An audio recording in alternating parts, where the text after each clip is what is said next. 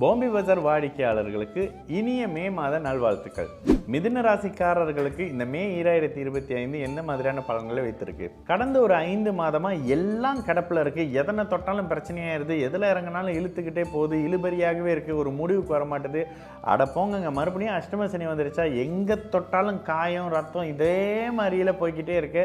எப்பங்க மிதுன ராசிக்காரங்க நல்லது நடக்கும்? நல்லது இருந்தால் மட்டும் சொல்லுங்கன்னு கமெண்ட் போடுற அளவுக்கு மிதுன ராசிக்காரங்க வந்துட்டீங்க. ஆமாங்க, கடந்த ஒரு 4-5 மாதமாக உங்களுடைய ராசிநாதன் நீச்ச நிலையிலிருந்து கூடுதலாக ராகுவோட சேர்ந்து சனியோடைய சேர்ந்து அப்படின்னு சொல்லிட்டு செயல்பட முடியாமல் இருந்த உங்களுடைய ராசிநாதன் புதன் மே மாதம் 4ஆம் தேதிக்கு பிறகு மெல்ல மெல்ல மெல்ல அப்படியே உங்களுடைய ராசிக்கு 11ஆம் இடத்துல வராருங்க. அதாவது உங்களுடைய ராசிநாதன் 11ஆம் இடத்துக்கு வந்து 5ஆம் இடத்தை தொடர்பு கொள்ளக்கூடிய நிலையில ராசியும் வலுத்து இருக்கக்கூடிய அமைப்பில் ராசியில குரு வராரு.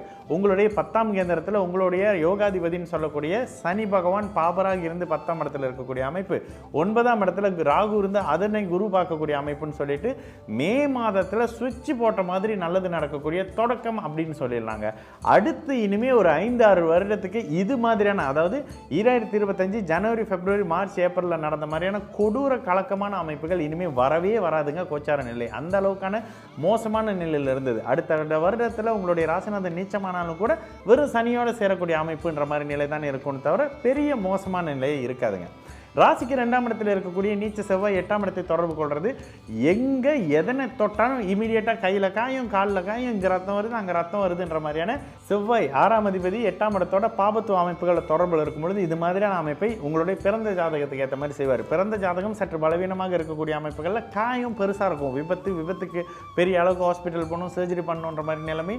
இந்த தன்மைகளில் இருந்து வந்து இந்த செவ்வாயோட அமைப்பு படிப்படியாக ஜூன் மாதத்தில் அப்படியே இல்லாம போகக்கூடிய அமைப்பு.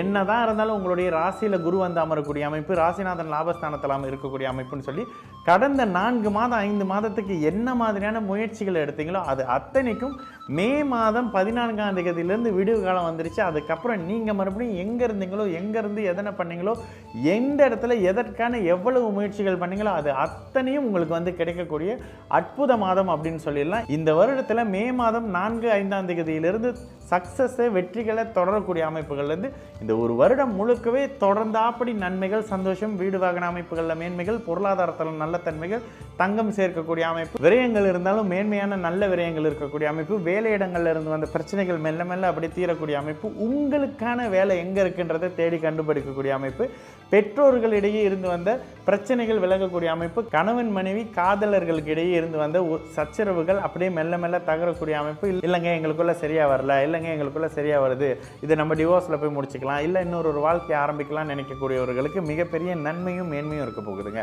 காதலர்களுக்கு திருமணமாகி திருமண அமைப்புகளில் அடுத்த கட்டமாக குழந்தையை எதிர்பார்த்துக்கிட்டு இருக்கிறவங்களுக்கு கூட சாதகமான தன்மைன்னு சொல்லிட்டு அத்தனை விதமான சாதகமற்ற நிலையும் கடந்த காலங்களில் மிதுன ராசிக்காரங்க இருந்தது.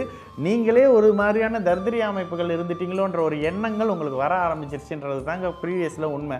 அது அத்தனையும் இல்லை, நீங்களும் சாதிக்க பிறந்தவர்கள், நல்லது நடக்க ஆரம்பிக்க போகுது, ஆரோக்கியம் மேம்பட போகுது, உங்களுடைய பொருளாதார அமைப்பு உயர்வாக போகுது, தொடர்ந்த இடத்துல தொட்ட இடத்துல எல்லா இடத்துலையும் புகழ் பெற போறீங்கன்ற மாதிரியான நல்ல தன்மைகள் இந்த மே மாதத்தில் இருக்கும்.